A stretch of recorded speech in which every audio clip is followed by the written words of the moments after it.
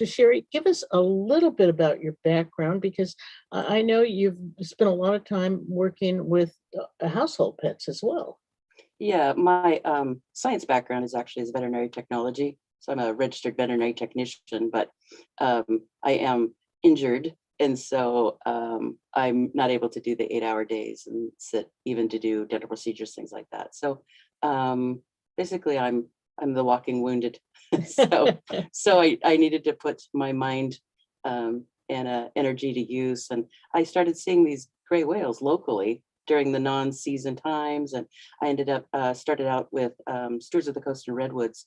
They have docent programs, a great volunteer program. Started with them with Norma Jellison on Bodega Head on the west parking lot, and doing just docenting and kind of learning some basic information, talking to people and pointing out whales as they went by. Oftentimes we'd see humpbacks and that kind of thing. And I just loved the gray whales. Let me stop you there. I lived in Bodega Bay for a long time before I moved up here. I only saw one whale once. Mhm. I never saw them going north and south, and certainly not out at the head. So that surprises me. And I always wondered why we didn't see them there. So I wonder why we don't, or why I don't know why I didn't, but Usually the northbound or the southbound migration, they're farther out. But on the northbound, then we see some go by there. It's pretty far out. But the cows and calves, the mothers and calves come up.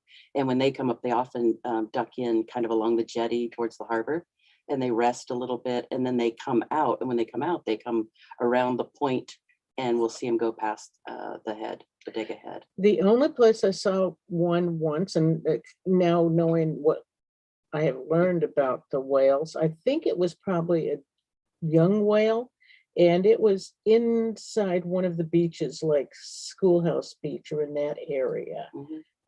And that's the only time I've ever seen one. So it was probably feeding, I mentioned. Yeah, we so like I say with the whale watch, we had basic information. They do the southbound migration, then they come back, and after they go to the Mexican lagoons, they come back up, they feed in Alaska, and then we began realizing that that's not as simple. And as Scott Mercer quotes one of his colleagues, he said, and I'm paraphrasing, we thought we knew everything about gray whales until we actually studied them, kind of a thing. And it turns out they're extremely complex, and they are diverse in what they eat. And that's part of what makes them successful. They don't have such a tiny niche feeding strategy. So when you say they're complex, what do you mean? They found that Cascadia Research has found that they have over many years, they've been tracking these whales and finding that they don't go all the way to Alaska. So they have a portion of maybe 300 or so up off of Washington, and they are kind of finding that they're trailing down the coastline. Last summer, we saw the one that was well documented from Washington and Oregon, and it was called Rambolina. Well, Scott came by and said, "Hey, there's a gray whale up at the lighthouse in the kelp, and it's been foraging there for a while, and it's still there." So I drove up, took some pictures, sent them back to Scott. He sent them to John Kalamakidis at Cascadia Research, and within 5 minutes, he said they sent this back, and that whale is called. They numbered it CRC6, which is super low in their cataloging numbers. So they. What does that mean, super low in their catalog? So they had started, I'm not sure, in the late 70s they'd started, and this one is number 6 of the ones. So it's an early sighting. Yeah. So, and one of the things that struck me first is that it was first sighted, and I think this is from Carrie Newell's book from the Depot Bay, Oregon, where she catalogs some of these same whales. This whale they had first photographed in 1989. And so then Carrie Newell had actually, as a researcher, had actually seen this whale in the lagoons in 2008 with a calf, so they can call her a she. So she has unusual markings in that she came up under a boat and has 10 propeller marks up the side and up to the dorsal knuckle, where humpbacks have the little dorsal fin. Gray whales don't, they have a dorsal knuckle. But these 10 marks go up that side. And so she was really easy to spot, especially when the wounds were healing, and they get those orangish, the cyanide whale lice that actually clean up the dead tissue. So it was a really dramatic photo. Some of the people showed me photos when they had back when she'd had her open wounds. So now they're healed and she's really uniquely marked. And so we sent it in. So we saw her probably July last year. I can look, I think it's either middle of July. And the year before she had been in Mendocino. So she had come down to the lighthouse. So the idea is to see if we see them again this year, where we see them. And if we see them 3 times in our area, we can call them 3 summers in a row, then we can call them residents. Ah, So now do you have that picture in this book? I have, these are more of a thumbnail kind of a thing, just for looking through. So You should see how thorough this book is organized because of your background, and it's just getting everything. Oh my goodness! Well, all right. Let's see which one is it's a little bit shiny. So this is her whole page. Oh, this is. It's a little hard to see because Let's see if I can hold it small. up. I'm not sure. It's kind of heavy. Let me see if I can get this up here to the camera. Well, it's kind of hard to see, but this is Rambulina. But at least you get an idea of the kind of work that Shari is doing. And this is that whale, many different pictures of her. So I have actually have it on the iPad. Oh, here's a nice big shot. Let's go back.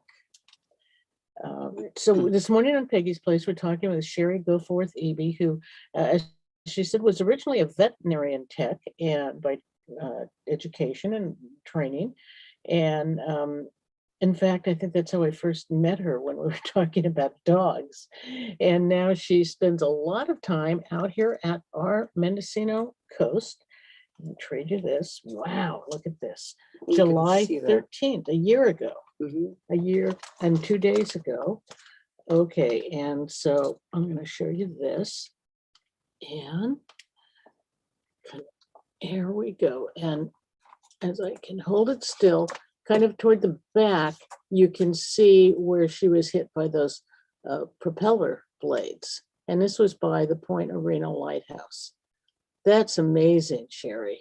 And so that was was that your first really exciting shot, or It's the one that was really, I'd seen some before and been cataloging, but that one was one of the ones where it made the photo identification project not just my hobby and project, but it turned out, when I had met Scott and Tree, they said, oh yeah, we'd like to, I had a text from Mendocino whale and seal study, and I said, how can I help? I have these pictures. He said, well, when you see whales, let me know. And I said, okay, how about this? And we kind of got to know each other.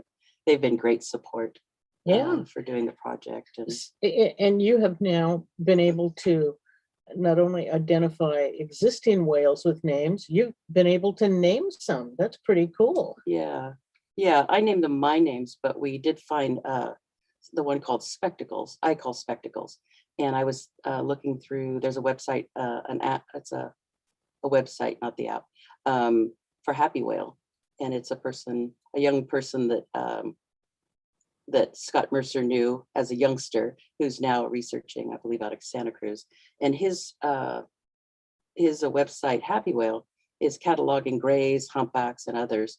And I was thumbing through the 300 and something gray whales on the California coast. And I spotted this one, and I called it Spectacles. It looks like a pair of spectacles with one side really bent up. And so I just called it that. I got a really good shot of the correct side, the left side, I believe it was.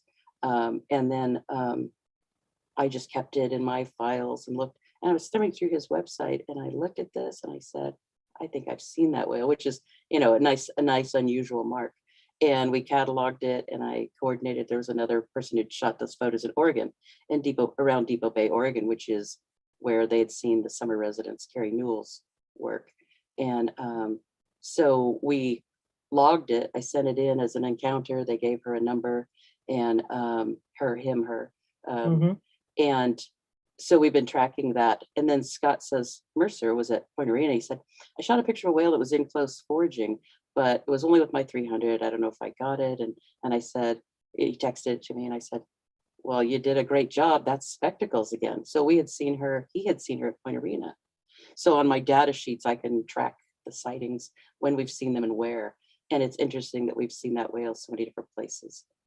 Wow. So that's so interesting. And, you know, that this is the thing I love about the coast here, along with our organization's Mendocino Whale and Seal Study with Scott and Tree Mercer. We have citizen scientists like Shari and Sarah Bogard and so many other people here who keep track of what's going on just outside our windows, like how many feet away are we, not that far from the ocean, from the coast. And there are some days I can look out the window and see spouts. And as I go down the hill here at Ocean Drive, many times when it's migration season, I will actually see whales down there frolicking. That's so exciting. But how long did it take you, Shari, to get, I mean, at this point, it's not just sheer luck that you happen to be at the right place at the right time and with a terrific lens. I mean, you know, you were getting some amazing photos. How long did it take you to learn where to go, and how long do you have to wait around for things to happen? The way I started was starting small, just watching the little, I call it the Wallala Point Cove. So it's behind the surf market and along the river, the beach in there. And unfortunately, I'm up on the bluff shooting over the river, over the beach and out. And I was getting reasonably good photos. They're technically not great photos, but they're of value for identification. And that's kind of what we're going for. They're just, the whales are so far out, and I shoot a little speck and I have to put a little circle on it just as an index photo to remind me how far out they were. And then I crop way harder than you would do with, you know, fine art photography or anything like that. And so there's sometimes they're blotchy and blurry, but you can see lacerations, barnacle scars, whatever, you know, spots and other markings. And you get, at least you have kind of a map of that whale when you see it again.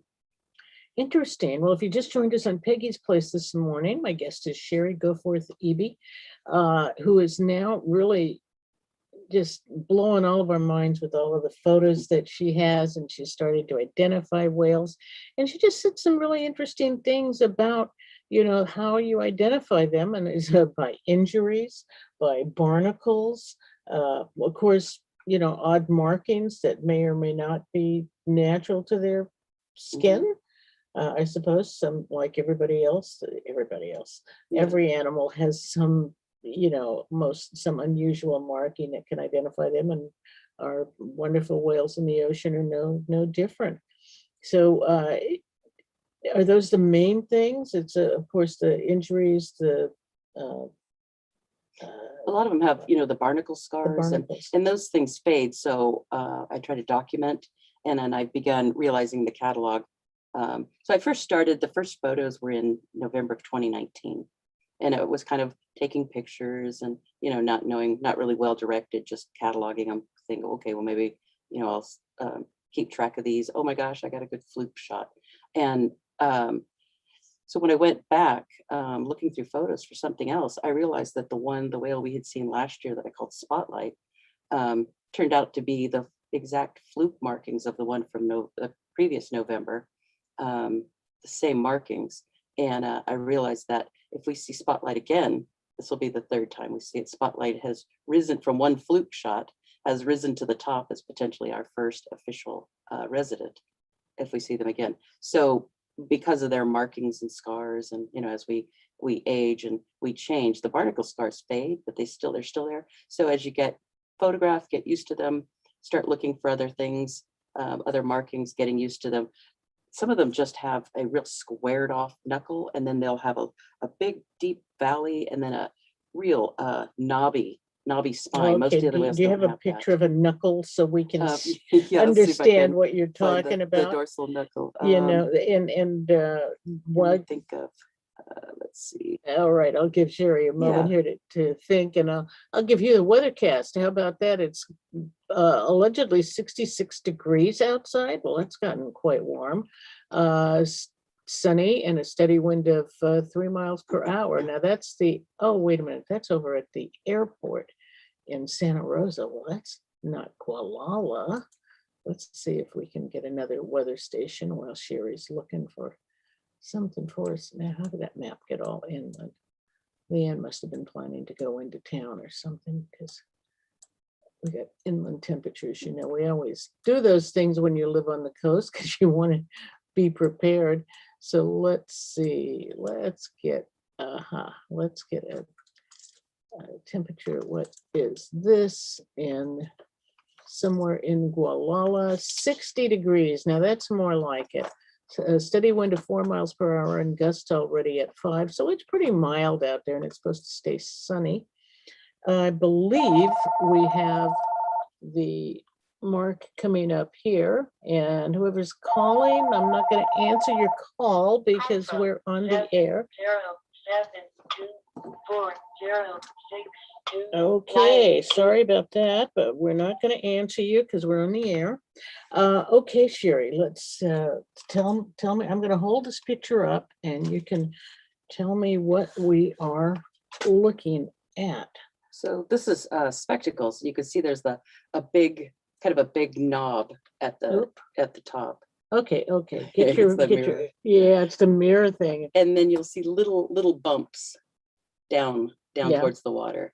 And those are they're vertebrae, but they're these. Whoops. I'm doing it backwards. There we go. Here. These things? Yeah, so you have the little knuckles, the knobs over the vertebrae, and most other whales are smooth and they don't have those. Some of these will have big spiky peaks with deep valleys and spaces. Others will have injuries, so you'll see a bigger gap. Some of them will have 2 knobs and then a deep valley and then another knob, and then, so that you kind of can look at those things too. Wow. Never knew that. Of course, how many of us get to spend that much time looking at whales and from the shore? Yeah, so with the injured whales, I have to put together my list of trying to get it online so I can search keyword, large white mark, barnacle scar or something, and entanglement scars. We have several with entanglement scars. They have actual rope marks, and you can see where the ropes have cut in and somehow they've gotten free of it. We have one called gear notch. The first time I saw it, I looked and went, it's got entanglement scars, and they come over the back, often wrap around the tail. They come over the fluke, and then they just naturally feed right into the notch, and they cause injury to that area too. So this one that I shot the fluke of first thing, I just immediately I had just called it gear notch because it looked like it had gear marks. And the notch was affected. You've mentioned the barnacle scars. So barnacles are do they just travel on the whale for a while and then do they release? Do they die? I don't really know anything about barnacles. Yeah, barnacles are, I'd say, natural, but they're more of a parasite. They the younger grays eventually pick them up. They all have them from being along.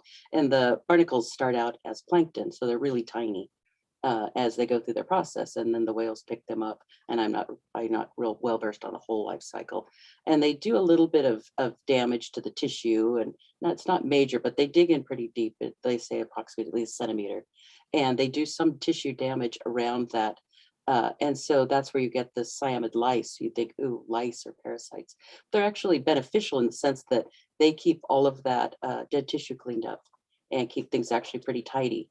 And we have a whale called Carrot Top, which I have a really poor photo of, but that whale has so many cyanide lice on her rostrum, the head, the blowhole area to what we would call the tip of the nose, except her nose is on top of her head, has so many cyanide lice that I just the first photo I called was Carrot Top. Does that mean she's very injured? It depends. A lot of them they do feeding stuff.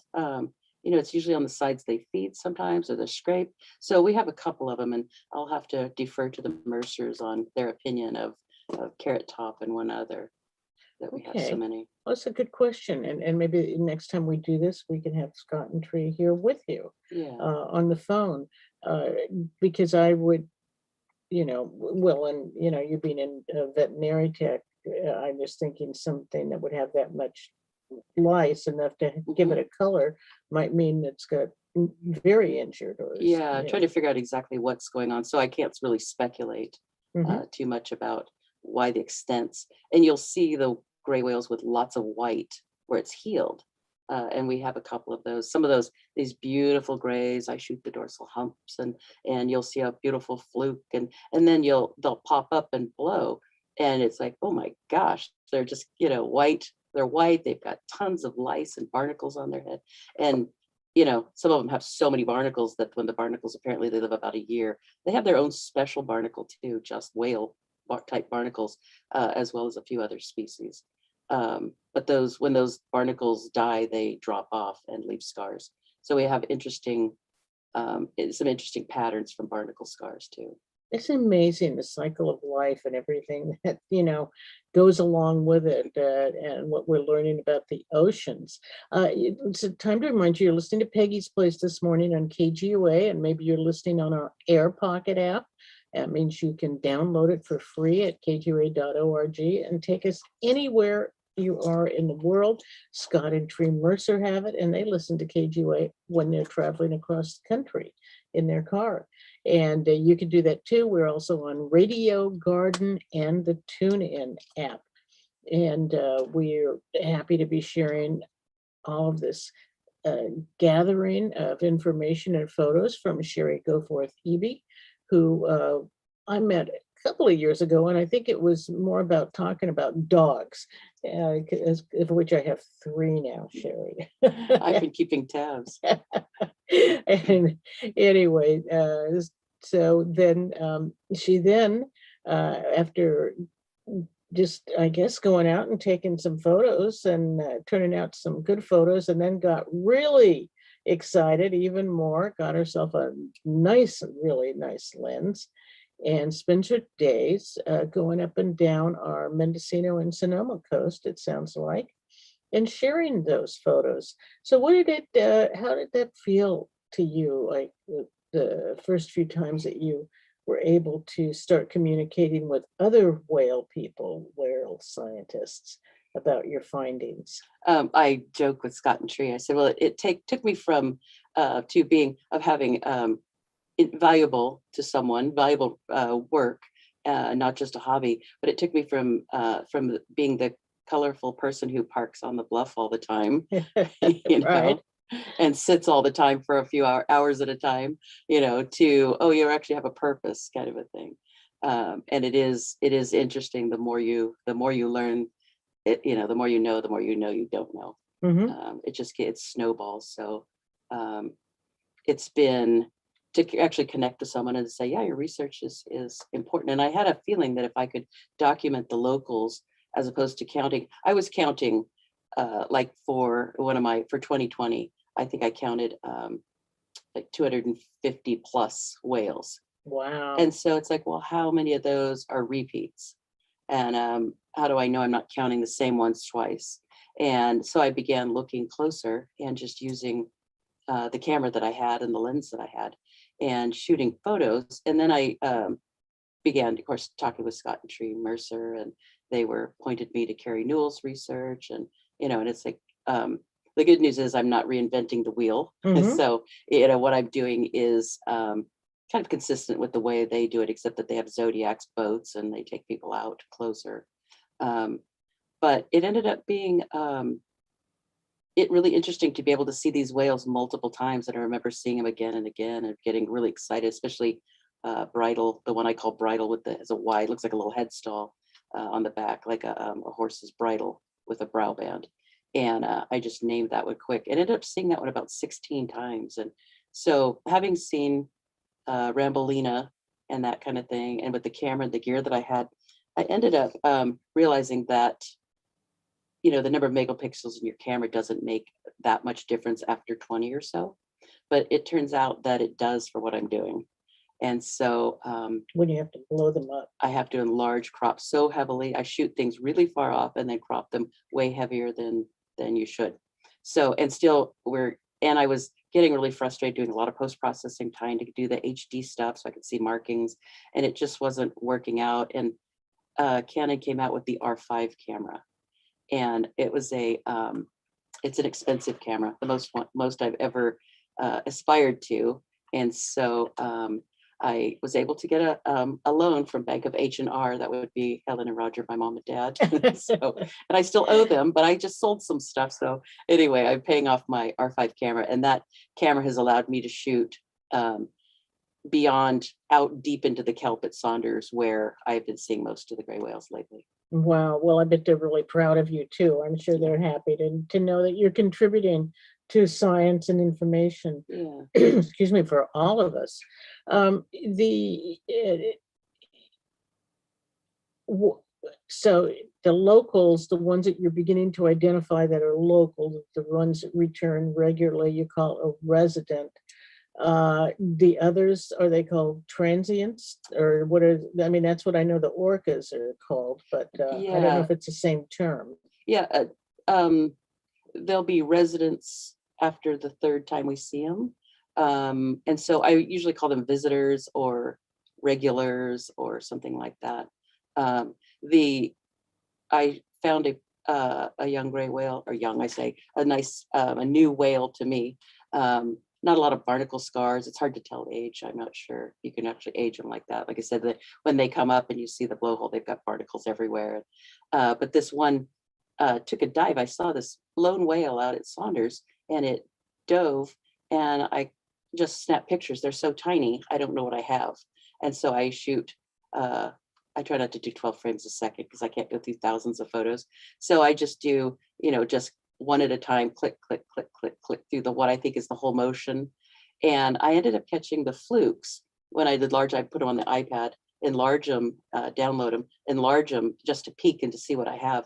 And this whale had this unusual, another injury, but it made a little tab. The left fluke comes to a kind of a point and then thickens and has a little turn up on the edge. So it kind of looks like a pull tab. So I just said, and I love cats. So, this one got named Tabby because it had this tab. So I shot a picture of Tabby at Saunders, and I've seen Tabby again somewhere. And I was down, I do seabird monitoring with Stewards of the Coast in Bodega Head, which makes sense because I was already photographing the birds and from that area during whale watch. And there was a person sitting there, and I got there early for my monitoring so I could look. And the guy, this young man was sitting there, and he had a camera. He said, "Oh, are you seeing something?" He said, "There's a gray whale coming right past the buoy, kind of straight towards us." And it came in close, and relatively close for my camera. And I shot photos of it, and I enlarged it just looking through the viewfinder. And I said, "Oh my gosh." And I looked again and scrolled through, and 60, 70 miles down the coast, it was Tabby. So I was really excited to see that gray whale, using resources all the way down Bodega Bay. So the question is, will Tabby come back? Do we have enough resources here? Will we see the summer grays that we saw last year? Will they be back this year? Our little cove kelp patch is pretty meager, but I think I said that last year. In spite of COVID, I didn't see a lot. But we may get a little more kelp in there. It may be a little more enticing for the grays to come in and forage through around the cove like they did. So it's all a big if. Well, you just raised another question for me, and in the in short period you've been doing this, and but with your eye and the intelligence you have, looking at the difference in our coast within 2 years, have you seen any positive signs of our ocean? Not our ocean so much, but our kelp or our sea stars or any of those things coming back? I know we've been seeing a few more sea stars on the rocks and things. And excuse me, I had allergies from being in the valley yesterday. But one of the things, we look at Saunders kelp and you think, oh, it's just not there like it was last year. And then you think, okay, it was COVID. I was able to get behind the surf market, thanks to Caroline Ducato. I was able to get behind the surf market and to do some observations, but Saunders was closed for quite a while. But when I went back in and look, I think, boy, there's just not much kelp. And then I realized there's a whole great big long finger that's reaching towards Haven's Neck. This is the coastal view turnout. And a big long finger reaching towards Haven's Neck. So I can't say that the kelp is heavy or coming in, but it's there. So without actually having photos and comparing, especially like research drone photos who can compare it, it's kind of hard to say. It's a little touch and go. I'm also kind of, we haven't had, I've seen one, maybe two gray whales in the last couple of months, but they're May and June. So that's been a little sparse. So I'm hoping, and again with COVID, I probably didn't really start seeing them again until July-ish and Mhm. whatnot. So it'll be interesting to see. And I noticed, like as I was mentioning earlier, I can see Robinson's Reef. We have some rocks there, and I did see a heart-shaped blow right in there. And I noticed there's more kelp around those rocks than there was last year. Now, for people who are new to living here, there some of these areas that Sherry's talking about, they're public areas. You can park, have a good pair of binoculars if you have them. But even just sitting there, I mean, the joy, I can't tell you how it brings me such joy just to see a blow, just to see a blow offshore. I don't know what kind of whale it is, Yeah. but there's something about knowing that those great mammals are out there that I don't know. I guess I just feel joyful about it. Now you mentioned a heart-shaped blows. Mhm. Now, is there any uh, truth to the style of blow that identifies the different whales? Yeah, when we had last August, I started seeing humpbacks just right off the coast where we live, and I started seeing a bunch of blows, and I thought those are not gray whales. They're tall and straight and really forceful. The grays were this morning from the side. You'll see they say they're lower and bushy, so lower compared to the humpback. So if you haven't seen a humpback, it's hard to know. But when this gray whale was either facing me directly or facing directly away near the rocks, and it looked like there was some kelp there. So I'm interested to see if they're foraging there. But they'll blow because of the shape of their nostrils and the way that they're positioned. They actually blow what looks like a heart almost. It blows out and then they kind of curl inward at the tips. So it makes this heart-shaped look. And the one I saw this morning, of course, I was kind of enthralled. It was like, oh my gosh, it's a perfect heart-shaped blow. And I could almost, by watching them, you could almost feel it. And I realized at Saunders, it was quiet enough, even with waves and traffic. There was the gray whale that I shot photos of pretty far out on the reef. I realized that I could actually hear the blow from up on the bluff. So it was really far out, but the conditions were right. The wind was not, it was like 2 to 4 miles an hour out there or so for the average. And I could actually hear that whale blowing out there beyond Saunders Reef where the surfers surf. And I have this feeling when you see them blow, I have this like physical response to them. So when I don't see them, it's like, where are they? Right, all right.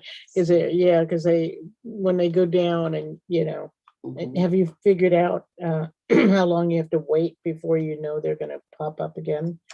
If I see them, um, you'll see them blow. And if you snap a picture and then look, they usually blow about the time you're looking and not photographing.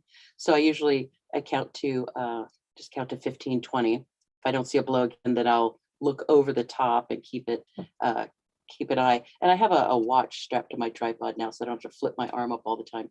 And I just look and I'll kind of note the time. And if they're actively foraging, they make multiple dives, and sometimes they're just 2 to 3 minutes, depending on how deep. Mhm. The other one on Saunders, this one gray was in really close to the rocks, closer than I've seen most of them. Mhm. Uh, and it was shallowish, and you can see because when they bottom feed, they dive, tip to their side, and then they kind of dredge through the mud. And you could see this, what they call sharking. This one was already tipping. It was shallow enough. It was already tipping, and you just saw the side of the fluke go down. It looks a little bit like a shark's fin. So you can see. And then in less than 2 minutes, it would be back up again because it was shallow, I believe. When they are traveling like that and feeding, do we sometimes you see a lot of muck in the water in a Mhm, certain area. Now, I suppose it can be the coastline just sloughing off dirt, but mhm. could it also be a whale there feeding or having fed there? Yeah, I kind of watched the silt in the cove, and Right, it's hard with the river, sometimes the river outpouring. sure. And I kind of watch the silt, and and I make notes, and I have my little weather nerd page too. I do storm spotting in the past. And so I kind of make notes of the silt. And sometimes you can see that.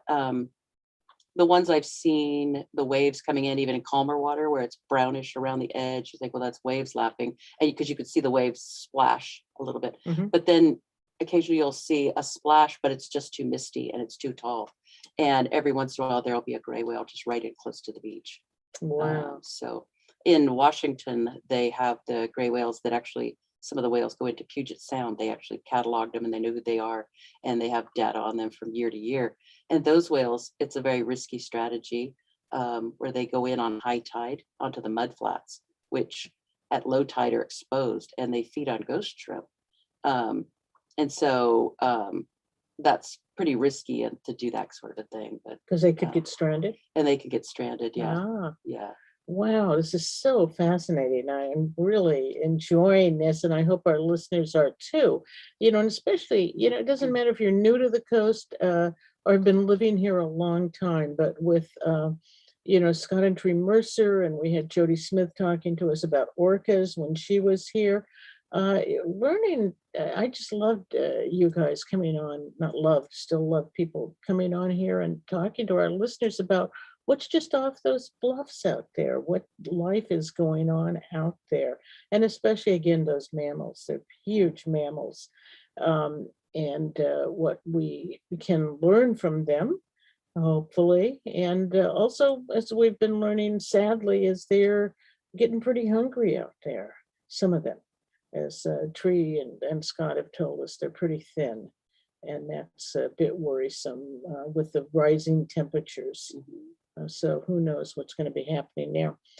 So Shari, what other kinds of things are you noticing out there? I mean, you also, excuse me, are also, the ocean is home to the otters, to other whales, to the dolphins, and of course, all kinds of fish. Yeah. I was saying about the humpbacks that went through. Last August, I saw several blows off the coast, and then the neighbors started gathering, and I started watching. And so I texted Scott and Tree. They don't have the same view I have. And they ended up counting them through the weekend, and we probably saw about 200 humpbacks go through. Wow. And I have a scanner in my pickup, and so I have it set with marine band and emergency. And wait a minute now. So you've got your scanner on marine band. Yeah. You've got a weather app on your tripod. You've got the watch on the tripod. I actually have a weather flow meter that links to my cell phone. So even if I can't read my weather station from home, like I do at the Cove, I can still use my wind meter and get, parameters and stuff. You don't just like lick your finger and put your finger in the air. Close, but I actually tied little telltales on my weather meter so I could tell which way the wind to point it. What other kinds of goodies do you have to help you? So when we check in the marine bands, you hear them complaining about sea lions getting their catch, but what they tell you is that the anchovy are running. So that's why the humpbacks were here. So I listen to the scanners sometimes, and I have the amateur radio, my ham radio, because there's no cell reception at Saunders Reef. That's the coastal view again. We call it Saunders. And I can use the Anchor Bay repeater to get I can call in on the Point Arena repeater and get the Anchor Bay repeater. And if there's an emergency or I need, AAA or something, I can actually get a hold of people that way in an emergency. And I have a license, so it doesn't have to be emergency. So I have that as backup. And then I listen to NOAA weather, and that'll tell me the forecast and things like that. And in the meantime, your eyes are just so the eyes are just everything. looking, and sometimes it's pretty slow. So I'm trying to learn to play ukulele, and so it's a good reason to look and not look at your fingers. Just get used to the keyboard. So you see the crazy lady out there on the coast with the big lens, her ukulele, all of her weather and apps, her dog. And her dog. Oh, I love that. But now I got so hung up on the ukulele. I was going to follow up on one of your the Amateur Radio Club. I just want to give a big shout out to them because they are so important to us here on the coast. And ABARC is what they're known as, Anchor Bay Amateur Radio Club. They come on the air once or twice a year. And frankly, when there's emergencies, they keep us informed here at KGUA, and we have a deal if if we have another terrible fire season or anything like that happens. someone is going to come and set up shop here at the station, because it's just one of those other skills we haven't had time to develop. And so we can keep you, our listeners, as informed and safe as possible. But in the meantime, they're just this wonderful group of people. And, like Shari says, you can stay in touch with them. They can stay in touch with you wherever you are, which is also a good safety factor. And I just wanted to give them a big shout out and thank them for all the work. Yeah, that you guys all do. Great group. And we've been doing the auxiliary communications services with Sonoma County. And so with the PSPSs, the PG&E power shutdowns, we've done some communication and ended up figuring out we could check the call boxes and call rather than worrying about, to see if they were still functioning along the highway for Sea Ranch and those people too. So it was interesting to do. We have mobile rigs, we have emergency power, emergency, antennas and things. So absolutely. Well, we certainly rely on you guys in that, the famous 4-day PSPS that happened here when we slept on the floor here at the station to keep everything going, keeping everybody informed. And of course, the terrible fires, which, we all are crossing our fingers is not going to happen this year. Anyway, back to the ocean and remind you, you're listening to Peggy's Place this morning on KGUA in Gualala, which is at the southern tip of Mendocino County, just across the Gualala River from Sonoma County. Shari Goforth Eby is our guest this morning. She is what we call a citizen scientist, although she has a background as a veterinary tech and clearly a very scientific mind, organized mind at that. Sounds like when she goes out there with her long lens, it just reminds me of our Tohono O'odham friends down in Arizona. They have on top a big observatory that looks at the stars, but the Tohono O'odham people call them the men with the long eyes. And that's kind of how I think of you and all of the other whale observers, the people with the long eyes out there with your long lens to keep track of what's going on. Yeah. So you spend how many days a week doing this? I mostly I'm interrupted. I need to visit my parents or things. So when it was really windy, I've been down to see my parents every 2 weeks. It's been windy lately and that kind of thing. So I think I totaled up my hours. I have to look. I don't want to hit the microphone here. I may have the totals. So just through May, I have 102. Let's see, observations. What do I have? So I have so January through May, I have 102 observation days for a total of 297 hours. Wow. And, and that doesn't count the post-processing stuff I do at home and trying to get numbers together. And like somebody said, if you don't have tables, it's not science. And so I'm trying to get all that together. Well, if you, do you find it hard to leave sometimes? Do you think, if I leave, I know I'm going to miss that shot, that whale, that Ramboline is going to come by. It's easier when it's kind of slow and quiet because you're like, all right, I haven't seen anything. And unfortunately, when you, the fewer whales or no whales you see, the longer you kind of have to stay. But when you see several and you shoot photos, you get them all and you think you've seen them all. And then you're like, okay, now I have to process all these pictures. So I'll just take them home and do that. But I usually split my time. I've been going to Wallala Point, the cove in town, usually in the morning for an hour or so. It's pretty quiet. So I usually take off for Saunders. And the morning that I just didn't go there at all, went straight to Saunders is when I saw a gray whale earlier down there. So I have to kind of split time and that's fun. Gene Jackson occasionally will send me photos, say, somebody shot a picture of this photo of this whale. And it was interesting. It was one of our more severely injured whales. Chris from the Sea Ranch, I don't remember her last name. I don't know if I had her last name. Gene sent, and I said, oh my gosh, that's the whale we call Supernova.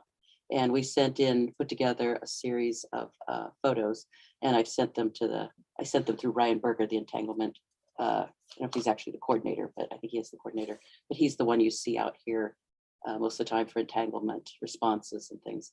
So I sent them into them because they keep getting, getting photos and questions and things. And so we actually have a moderately well-documented process of this whale's healing from the time that one of the local people shot, beautiful photos on the beach and then captured this whale. He said, well, there's this whale here, but I don't know what this is that's going on.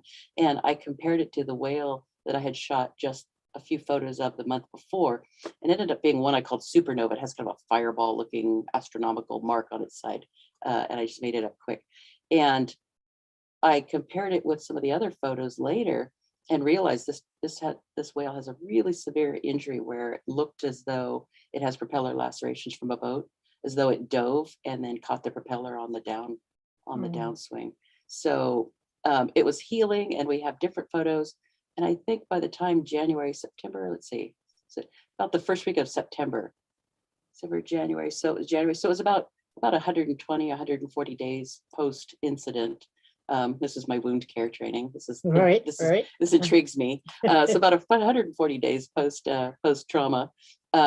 This gray whale actually we're seeing the cyamids, and I have really interesting photographs where I actually got this one diving.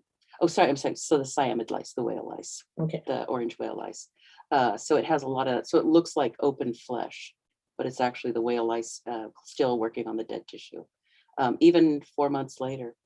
And I've gotten good healing. And when you look at the fluke, the top and the flap of skin, you think, wow, she almost lost her fluke. And then I have a more recent photo of her, I call her him or her, diving, and I got the underside, we call it the ventral fluke, and the scarring. You look at that, and that whale is lucky. There's a huge scar, a great big notch. If you're looking through binoculars, you could probably see either the top side or the bottom side. You may not know what you're looking at, but the scar is really visible, and that whale's lucky to have as much fluke left as it does. So right now I'm seeing like a cartoon, all those cyamids, yeah. Cyamids with little white coats on and lights and needles and doing their job to heal that whale, and that's fabulous. They feed on dead tissue, and like the harbor seals,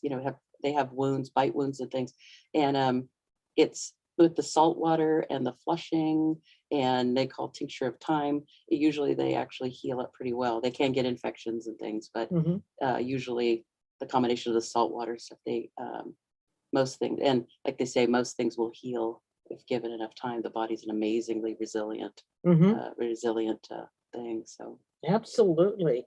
Well, Shari, we're just about out of time. See how easy it was?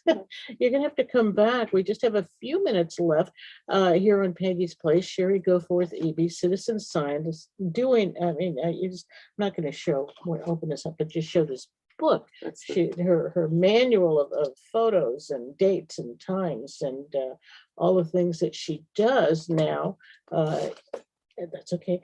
So tell me, what are some of your takeaways from this? How do you feel about what you've been doing now? And you've been doing this now a couple of years? So officially last year, but we had the big hole with COVID. And then so I counted, I had to take the first whale I saw in 2020. I realized I had seen in 2019. So we don't have a first whale for 2020. But it really spurred me once I talked with Scott and Tree and we saw Ravelina, and I'm like, okay, I need to get some good gear because I need to, I just need to be able to see farther. You always want more. I always want a better lens, bigger lens. Now I said, this is fine. Now I just need a Zodiac and a driver and I saw a Zodiac for sale the other day. and good weather, and so it snowballs. But it's amazing, even when I'm not shooting pictures of whales, the osprey go through, the red-tailed hawks. There's two ravens that live out there. There's pocket gophers. There's the bluebirds. I have my camera set up, and I have to take pictures of the bluebirds with my cell phone because they land on my camera. And so, or on my ham radio antenna, you can hear them. you can hear them land and then it waggles. And I stick my camera out and shoot over the cab like a selfie. But the osprey the other day, I'll make it quick, but the osprey were incredible. We had 4 times I saw osprey go northbound past there, Saunders Point, Mhm. Saunders Reef. And then 4 times came back, and every time they had a fish. So and a huge fish. I wasn't set up to shoot them, so they're fuzzy photos, but I can compare sizes. And they have to be feeding chicks like our local nest up by my mom and dad. We've Sure. been tracking them every 2 weeks. And So the there's eagles are down there? I haven't seen bald eagles. Occasionally a peregrine falcon goes through, the red-tailed hawk comes in, and the raven chases them, and it's kind of like, okay. And then the red tail looks, the ravens aren't there, the red tail comes back. You know, they just have kind of this thing worked out where it's just Mhm. a slow chase and leave kind of a thing they do. So there's this whole ecosystem, and the same with the Bluff Trail. You know, you look, you see the cove, you look out, it's pretty, but if you don't look down in the cove and wait, you won't see the gray whales that are right down there blowing, and all the birds that are on the, you know, they're in the bushes and the native shrubs and things like that, and the ones we've planted that are native, that the people from Sea Ranch have planted. So there's lots going on in spite of just sitting there looking for gray whales, and even if you're not seeing them. Wow. Shari Goforth Eby, you got to come back. I said Eby again, Eby. You got to come back again. And I'm so glad you came in. I called her at the last minute. I didn't have too much time to be nervous. Yeah, that's what she said. And now she knows she doesn't have to be nervous, you know, just sitting here, just you and me. Nobody's listening. I totally trust you, Peggy. So it's not like public speaking in that sense. No, not at all. We just really appreciate all the work that you do, and all of you who are out there on the coast taking photos and doing reports, sharing information with people in Washington and Baja and everywhere else. So we are really getting a completer picture of what's going on our coast. I'm going to say goodbye. Thank you. Oh, and do you have a web page or Facebook page people can see your photos? I have not set that up. My assistant is lacking because that's me. But I'm trying to put together my buddy list. I'm trying to match gray whales that have been seen together, and so I haven't gotten to that yet. Okay. Well, thank you so much, and we're going to leave it right there. Regulars know that this repeats at 1 o'clock, so you can tell your family, and we will get it on SoundCloud in a few days, so people will be able to catch you there. All right, that's going to do it for Peggy's Place this morning. And of course, thank you, Leanne, our wing woman, always there getting me ready for what's coming next. This is KGUA in Walla, 88.3 FM. We're going to say goodbye. Oh, wing woman is taking over. Are you taking over for me here? See, that's Leanne moving around everything for me. So here we go. All right.